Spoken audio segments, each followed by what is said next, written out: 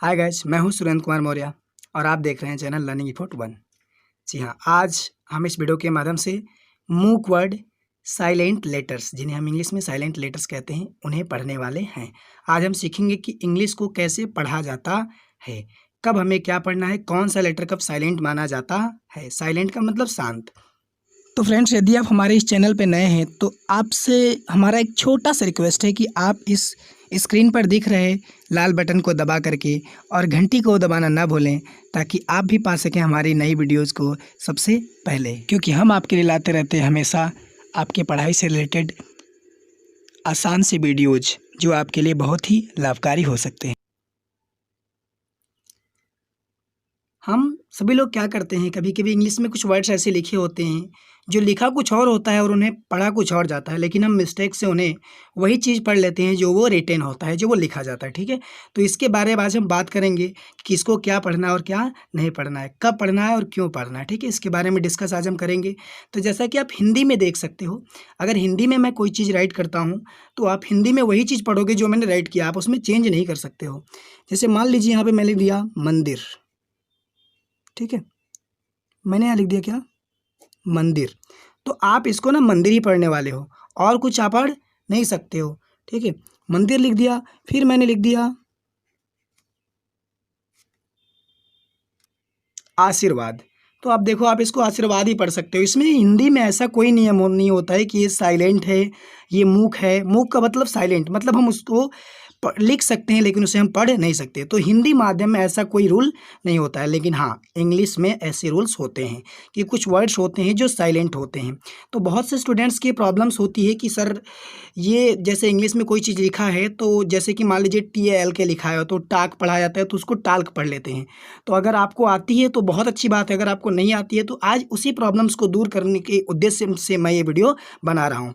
तो friends, if you are a student, so this video is going to be very useful for you. Okay, so please keep watching till end. तो English में कुछ ऐसे words होते हैं जिन्हें लिखा तो कुछ और जाता है लेकिन पढ़ा कुछ और जाता है। तो आज उसी के बारे में हम डिस्कस करेंगे। तो मैं आपको कुछ वर्ड्स लिख के देता हूँ, आप खुद देख सकते हो, और उसमें क्या साइलेंट है, फिर हम अल्फ़ाबेटिकल तरीके से उसको एक एक करके पढ़ेंगे कि BCD कब साइलेंट होता है और उसको क्या पढ़ा जाता है, और उसका अर्थ भी समझेंगे, उसका मतलब क्या होता है। ठीक है, तो चलिए, बन रही है हमारे साथ वीडियो के अंत तक। तो आपने अभी नोटिस किया कि जो हिंदी में राइट है, आप देख सकते हो यहाँ पे, उसको हम वही पढ़ेंगे, उसमें कोई चेंजिंग नहीं होता है। लेकिन अंग्रेजी में हम कब किसको क्या पढ़ेंगे, कब साइलेंट होता है लेटर्स, तो इसके बारे में हम जानेंगे। ठीक है, तो इंग्लिश में मैं 2-4 वर्ड्स लिखूंगा आपके सामने और आप देखिएगा उसमें क्या साइलेंट होता है। तो मान लीजिए अगर मैंने यहाँ लिखा, देख सकते हैं यहाँ पे TALK। ठीक है, इसको हम क्या पढ़ते हैं, इसको हम पढ़ते हैं टाक। ये लिखा क्या है, टाल्क, TALK। तो ये लिखा क्या है, टाल्क, हम पढ़ते क्या है, टाक। ठीक है, तो टाक मीन्स आप ये भी समझ लो होता क्या है, बातचीत करना, मतलब बात करना। तो मैं यहाँ राइट करता हूँ बात करना। ओके, अभी नेक्स्ट में अगर दूसरा ले लूँ तो आप यहाँ सेम टू सेम ले सकते हो इसी प्रकार का, वाक, WALK। आप देख सकते हो यहाँ लिखा है वाल्क। ठीक है, लेकिन हमें एल को पढ़ना नहीं है, यहाँ पे साइलेंट है, मूक वर्ड है। ठीक है, यहाँ पे तो हम क्या लिखेंगे, इसको क्या पढ़ेंगे, वाक। वाक मीन्स क्या होता है, चलना या फिर टहलना, आप कुछ भी लिख लो। ठीक है ना। तो अब आप यहाँ देख सकते हो कि इंग्लिश में कुछ ऐसे वर्ड्स होते हैं जो साइलेंट होते हैं, जिन्हें हम मूक वर्ड और इंग्लिश में साइलेंट लेटर्स बोलते हैं। तो हमें वही जानना है कि कब ये साइलेंट होते हैं। तो चलिए जानते हैं इसको अल्फ़ाबेटिकल तरीके से। BCD कब साइलेंट होता है। ठीक है, तो आज कुछ पार्ट्स हम साइलेंट वाला पढ़ेंगे, फिर नेक्स्ट वीडियो में कुछ पढ़ेंगे। ठीक है, तो फ्रेंड्स, वीडियो स्टार्ट करने से पहले हमारा आपसे एक रिक्वेस्ट है कि यदि आपको वीडियो पसंद आती है तो प्लीज़ एक लाइक और एक कमेंट ज़रूर करें। ठीक है, और जहाँ तक हो सके तो आप दूसरों को भी ये वीडियो शेयर ज़रूर करें, ताकि ज़रूरतमंदों को, ताकि उन्हें भी अगर इस प्रकार की प्रॉब्लम्स, वे भी आपके दोस्त फ्रेंड्स जो भी अगर फेस करते हैं, सामना करते हैं, तो उन्हें भी इस वीडियो के माध्यम से कुछ हेल्प मिल सके। तो चलिए वीडियो को स्टार्ट करते हैं। चलिए, पहला हमारा है बी साइलेंट, मतलब बी कब साइलेंट होता है। तो आपको मैं बता दूं, बी मैं 100% नहीं बता रहा हूं कि 100% एकदम साइलेंट ही होता है, लेकिन हर जगह आप 95% पा सकते हैं कि वो साइलेंट ही माना जाएगा। ठीक है, सबसे पहले तो मैं आपको एक बात बता दूं, जैसे आप कोई चीज़ स्टडी करते हो, इंग्लिश पढ़ते हो आप ना, तो इंग्लिश पढ़ते समय आपको खुद पे विश्वास नहीं होता है, मतलब सेल्फ कॉन्फिडेंस आपके पास नहीं होता है कि मैं पढ़ने जा रहा हूँ तो वो सही होने वाला है कि गलत होने वाला है। तो I think this is your very big problem, ठीक है। तो आप इसको सुधारो, क्योंकि आप जो भी पढ़ने वाले हो ना, पहले खुद के अंदर विश्वास रखो कि मैं जो भी पढ़ने जा रहा हूँ वो सही हो जाएगा, ठीक है, सही पढ़ूंगा मैं। तो डर के आप ना पढ़ो, पहली मेरी ये राय रहेगी आपसे। अगर आप पढ़ना सीखना चाहते हो अभी, अगर अगर आपको पढ़ने आती है तो दैट्स वेरी गुड, बहुत अच्छी बात है, ठीक है। तो चलिए चलते हैं बी साइलेंट के बारे में। कब बी साइलेंट माना जाता है? देखिए, अगर तो देखिए मैंने पहला रूल्स जो लिखा हुआ है वो बी के लिए है। आप देख सकते हैं यहाँ पे टी के पहले, ध्यान रखिएगा, टी लेटर टोमेटो वाला, टी के पहले एवं एम के बाद आया हुआ बी प्रायः साइलेंट माना जाता है। मतलब सारे सेंटेंस, सॉरी सारे वर्ड्स में नहीं, लेकिन 95 वर्ड्स में जो है ये साइलेंट माना जाता है। और I am going to give some examples for this, ठीक है। मैं इसके लिए मैं आपको कुछ एग्जांपल्स भी देने वाला हूँ, ठीक है। आपको समझ में आएगा कब साइलेंट माना जाता है, तो आपकी जो जो फ्लुएंसी है, जो स्टडी करने की, रीडिंग करने की अंग्रेजी को, वो इससे सुधर सकती है, ठीक है। तो चलिए देखते हैं। तो देखिए कुछ एग्जांपल्स यहाँ पे हैं। देखिए अगर यहाँ लिखा हुआ है, देखिए THUMB, तो आप देखिए मैंने ऊपर क्या बताया है कि M के बाद आया हुआ जो B होगा, M के बाद, देखिए M के बाद वो प्रायः साइलेंट माना जाता है। तो हम B को लिखते हैं लेकिन बोलते नहीं हैं। तो अगर यहाँ लिखा है THUMB, तो हम इसको थंब नहीं बोलने वाले, हम इसको केवल थंब बोलेंगे, म तक बोलेंगे, ठीक है। तो अगर कोई थंब पढ़ता है तो वो गलत प्रोनाउंसिएशन है, ठीक है। तो थंब मीन्स होता है अंगूठा। यहाँ आप देखिए BOMB, बॉम्ब, बॉम्ब का नाम, तो कोई देखिए कोई कहता है क्या कि बॉम्ब गिरा है, नहीं, सभी लोग बोलते हैं बॉम्ब गिरा है। तो बॉम्ब आप देख सकते हो यहाँ पे बॉम्ब है, इसमें भी आप देख सकते हो बी साइलेंट है। फिर कम्ब, आप लोगों ने कंघी देखा होगा, कंघी कहते हैं कम्बिंग करने जा रहे हैं हम, ठीक है, कम्बिंग करने जा रहा थोड़ा सा। तो आप देख सकते हो यहाँ पे COMB लिखा है, तो हम इसको कॉम बोलेंगे, बी नहीं पढ़ना है, ध्यान रखिएगा, ठीक है। इसके बाद आप लोगों के लिए न्यू स्पेलिंग्स होगी, कुछ लोगों को पता हो कुछ लोगों को नहीं। तो देखिए WOMB, ठीक है, WOMB का मतलब होगा गर्भाशय। इसको हम क्या पढ़ेंगे आप बताइए। मैं यहाँ बीच में लिख नहीं रहा हूँ प्रोनाउंसिएशन, जो इसका स्पेलिंग वो मैं नहीं लिख रहा हूँ बीच में। तो WOMB, अब आप खुद अंदाज़ा लगा लीजिए इसको क्या पढ़ना है, बी छोड़ देना है तो।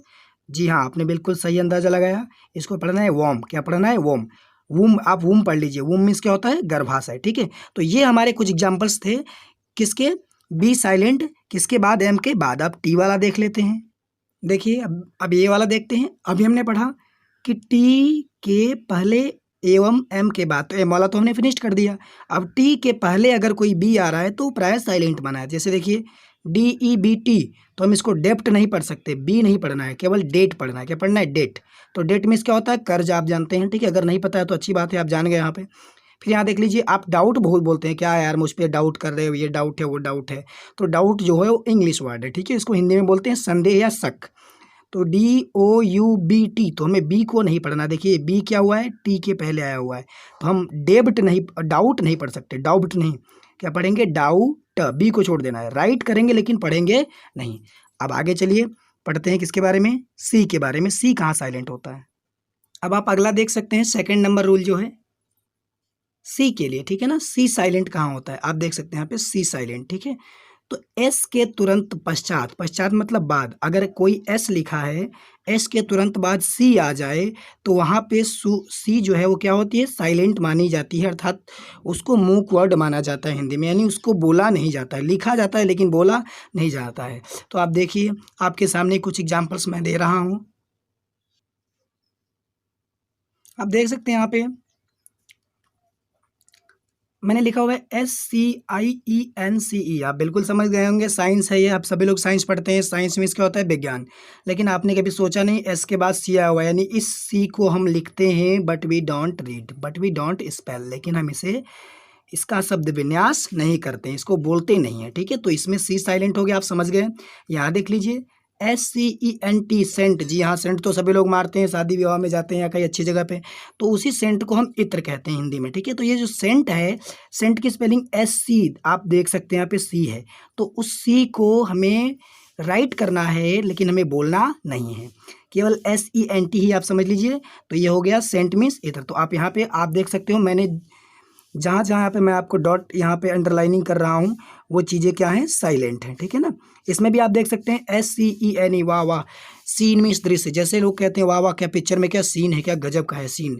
या कहीं आप जाते हो तो वहाँ की सीन बहुत अच्छी है, तो सीन आप बोलते हो, तो सीन में जो स्पेलिंग जो होती है ना वो SCENE होती है। तो ये जो सीन आप SC जो देख रहे हैं वो क्या है, हमारा साइलेंट है। सीन मीन्स दृश्य। तो अब ऐसे अगर वर्ड्स आपके सामने आते हैं तो स्टडी करने के लिए, तो आप समझ जाएंगे तुरंत, अगर आपने अच्छे तरीके से यहाँ पढ़ लिया कि हाँ उसको हमें क्या पढ़ना है। तो चलिए अब बारी आती है सी के बाद क्या आता है, डी। जी हाँ, डी फॉर डॉग। तो अब डी वाला पढ़ेंगे हम। जी हाँ, डी फॉर डॉग यानी डी साइलेंट हमें स्टडी करना है अब। तो जब देख सकते हैं रूल नंबर 3 है, जब कब हम जान पाएंगे कि डी हमारा साइलेंट है, डी को पढ़ना नहीं है, केवल लिखना है बट हमें पढ़ना नहीं है। तो जब डी के तुरंत पश्चात जी आ जाए। जी हाँ, आप देख सकते हैं जी, जी फॉर आप समझ रहे हैं ना, गोट वाला बकरी जो भी आप कह लीजिए, ठीक है ना, बकरी। तो जैसे मैं इसलिए बता रहा हूँ ताकि आपको कन्फ्यूजन ना हो कि ये क्या लिखा है, हो सकता है आप जी किसी और तरीके से लिखते हो, ठीक है। तो जब डी के तुरंत पश्चात तुरंत बाद जी आ जाए तो प्रायः, माफ़ कीजिएगा मैंने तो 2 बार लिख दिया है, तो आई थिंक मुझे काट देना चाहिए, ठीक है, सॉरी। तो प्रायः डी को, इस डी को, जी को नहीं साइलेंट मानना है, डी को साइलेंट माना जाता है। अब साइलेंट मानने का मतलब क्या, साइलेंट माने चुपचाप, उसको बोलना नहीं है। कहने का मतलब लिखना है लेकिन वो चुपचाप रहेगा, उसको बोलेंगे नहीं। चलिए लेट्स हैव सम एग्जांपल्स, ठीक है ना, कुछ एग्जांपल्स लेते हैं उसके। तो लीजिए मैंने एग्जांपल्स भी ले लिए। अब आप देखिए यहाँ पे लिखा है बजट, आप देख सकते हैं बजट तो आप लोगों ने बहुत सुना होगा कि इस पुलिया बनवाने की बजट आ गई है, उसकी बजट आ गई, इसकी बजट आ गई है। तो बजट जो है आप देखेंगे इसमें कैसे राइट करते हैं, BUDGET। तो इसको पढ़िए जरा, डी के तुरंत पश्चात क्या आ जाए, जी। तो देखिए डी के तुरंत पश्चात क्या आ गया है, जी, यानी इस डी को अब पढ़ना नहीं है। तो चलिए इसी को पढ़ेंगे, BUGET, क्या हो गया, बजट। बजट मीन्स आप समझ गए हैं, बजट यहाँ पे लिखा है। एज, एज सकते हैं, फिर वही देखिए जी के पहले डी, तो मैं जिसको जिसको यहाँ अंडरलाइन कर रहा हूँ वो हमारा क्या है, साइलेंट है, इसको पढ़ना नहीं है। तो एज मने छोर या किनारा, ठीक है ना। फिर यहाँ पे देखिए लॉज, लॉज मीन्स क्या होता है, सराय। तो लॉज यहाँ पे LODG, फिर डी आ गया, तो यानी डी यहाँ पे क्या है, साइलेंट है। फिर यहाँ पे आप ले लीजिए जज का नाम, आप लोगों ने तो जरूर देखा होगा, जी हाँ बिल्कुल सुना है आप लोगों ने, जज साहब ये कर दीजिए, जज साहब वो कर दीजिए, जज साहब मैं बेकसूर हूँ, बिल्कुल। तो यहाँ देख सकते हैं आप JUDGE, देखिए जज ऐसे लिखा जाता है, जी हाँ आपने कई बार से दूर हो जाएगी, ठीक है। तो JUDGE यानी कि जज की स्पेलिंग आपको डी लिखना है बट पढ़ना नहीं है, क्योंकि आप जानते हैं कि यहाँ पे जी के पहले आए साइलेंट माना जाएगा। तो जज मीन्स क्या होता है, न्यायाधीश। बहुत कम ही लोग जानते हैं, कुछ लोग जानते भी होंगे कि जज मीन्स हिंदी में न्यायाधीश होता है, ठीक है, नहीं तो सभी लोग जज साहब ही कहते हैं। चलिए ठीक है, अब डी हो गया, अब एक लास्ट पढ़ते हैं ई का, ठीक है, बाकी नेक्स्ट पार्ट में, ठीक है। अब ई का पढ़ते हैं, ई कब साइलेंट होता है।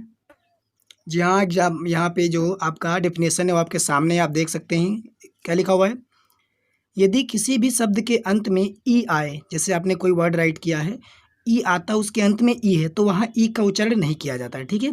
अर्थात हम ये कह सकते हैं कि वहाँ ई को साइलेंट मानी जाती है। चलिए मैं आपको राइट करके दिखाता हूँ। जैसे मान लीजिए आपने लिखा यहाँ पे नंबर 1, आपने राइट किया यहाँ पे नेम, क्या राइट किया, NAME। तो आपको पता है कि आपको इसमें ई को नहीं पढ़ना है, NAM केवल नेम पढ़िए। अब इसको NAME, ई से तो वैसे ई होता है, ई से ए होता है, तो आप नामे मत पढ़ दीजिएगा, आप सभी को पता है कि इसको नेम पढ़ते हैं, ठीक है। और दूसरा ले लीजिए आप, जैसे एग्जाम्पल ले लिया FAME, फेम। फेम मीन्स क्या होता है, प्रसिद्धि, ठीक है। नेम मीन्स क्या होता है, नाम। तो मैं यहाँ राइट कर दे रहा हूँ, ठीक है। तो नेम मीन्स क्या होता है, नाम, और फेम मीन्स क्या होता है, प्रसिद्धि। आपको मैं बताना पसंद करूंगा कि जो फेमस वर्ड बना हुआ है वो इसी फेम से बना हुआ है। फेमस मीन्स प्रसिद्ध, आप जानते हैं ना, तो प्रसिद्धि, ठीक है। तो और कुछ आप एग्जांपल्स ले सकते हैं, जैसे कि आप ले लीजिए सेम, सेम दोनों प्रकार का सेम आप ले सकते हैं, दो प्रकार के सेम होते हैं। एक तो SAME, सेम, जिसका मतलब होता है ठीक, माफ़ कीजिएगा मैंने रेड से राइट कर दिया है, कोई बात नहीं है, ठीक है। तो सेम, ठीक, ठीक का मतलब उसी प्रकार का, कहते हैं ना, जैसे एक ही प्रकार का, कहते हैं कि ये तो सेम है, ठीक है ना, उसी प्रकार का, ठीक है ना, या एक ही प्रकार का आप कह सकते हो। और एक और सेम होता है, आप उसको भी देख सकते हैं, SHAME, सेम। इस सेम का मतलब क्या होता है? इस सेम का मतलब होता है शर्म, हया, आप लोग जानते ही होंगे। सेम मीन्स शर्म होता है, या फिर कह लीजिए धिक्कार, कहते हैं ना तुम्हारे ऊपर धिक्कार है यार, तुमने ये नहीं किया वो नहीं किया, ठीक है। तो चलिए यहाँ हम शर्म भी लिख सकते हैं और धिक्कार भी लिख सकते हैं, ठीक है। तो ये थे कुछ वर्ड्स जो मैंने आपको बताया, जो साइलेंट होते हैं, जो आपको इंग्लिश रीडिंग करने में आपकी बहुत हेल्पफुल होंगे। तो आई थिंक अब मुझे इसको फिनिश करना चाहिए। आज की वीडियो में बस इतना ही। नेक्स्ट वीडियो में भी आपको मिलेंगे, ये सारी चीज़ें मैं आपको बताऊंगा। तो फ्रेंड्स, यदि आपको वीडियो पसंद आई हो तो प्लीज़ एक लाइक और कमेंट तो ज़रूर करें। आप कमेंट सेक्शन में मुझे ज़रूर बताएं। और हाँ, कि अगर आपको कुछ ऐसे और वर्ड्स पता है, जो जैसे मैंने यहाँ पे 2-2, 3-3, 4-4 एग्जाम्पल्स लिया है, तो अगर आपको कुछ और वर्ड्स पता है इसके, आप जानते हो जिसमें ये GP कुछ भी जो मैंने पढ़ा है वो साइलेंट है, तो आप मुझे कमेंट सेक्शन में लिख के ज़रूर बताएं, ठीक है। तो अगर आप हमारे इस चैनल पे नए हैं, आप भी अच्छी तरीके से पढ़ना चाहते हैं, तो आप मेरे इस चैनल को सब्सक्राइब कर लीजिए, और आपके सामने वहाँ सब्सक्राइब बटन के बगल में एक बेल आइकन आएगी, उसको आप दबा लीजिएगा, ताकि हमारी हर आने वाली नई वीडियो की अपडेट सूचना जो है वो आपको सबसे पहले मिल जाए और आप देख सकें हमारी वीडियो को सबसे पहले। तो चलिए मिलते हैं अगले वीडियो में। बाय।